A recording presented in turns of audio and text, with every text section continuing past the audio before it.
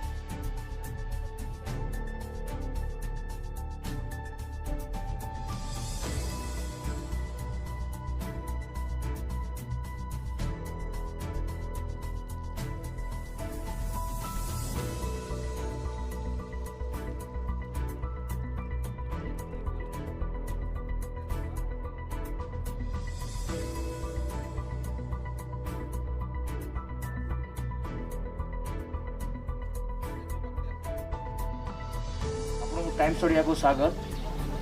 धन्यवाद सर आपनकर परिचय प्रथम देबे। मो ना प्रदीप जयपुरिया मो मालीगुड़ा आसी।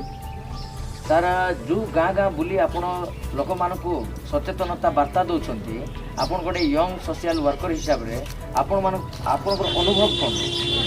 एक्चुअली ए जो रोग जो वायरस अच्छी ए कोरोना वायरस आर कौनसी उपचार नाई औषध नाई से गोटे औषध एठार बचवाई हेले आम मु गाँ गाँ जाऊ यहाँ बुझुची कि लोक जमी सामाजिक दूरता रक्षा करेंगे हाथ सब बेले धोईकरी निजर परिवार को निजक बचाइबे ये सब वार्ता मुझे गाँ गाँ को कहूँ। सर बर्तमान केतरा गाँ कले? बर्तमान प्रथम आरंभ कर गाँ आते पारुची से दूर मुझे जदि मत सुजोग मिले पूरा पंचायत को मु कवर करने इच्छा कर।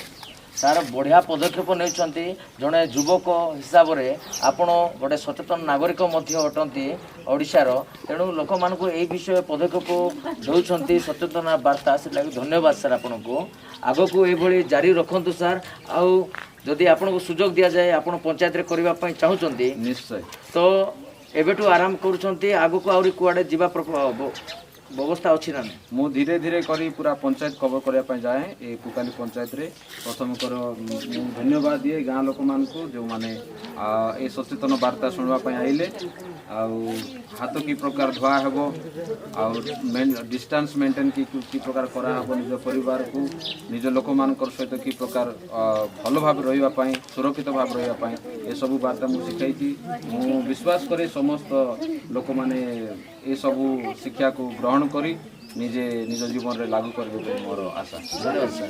बर्तमान आम आसी पहुँची पटांगी ब्लॉक अंतर्गत पुकाली पंचायत सीसागुड़ा ग्राम रे जहाँ एठी जड़े आम मान सहित जड़े समाज सेवक जे कि यंग समाज सेवक यही ग्राम रे आसिकी सी तांकर सचेतनता वार्ता समस्त को प्रेरण करते।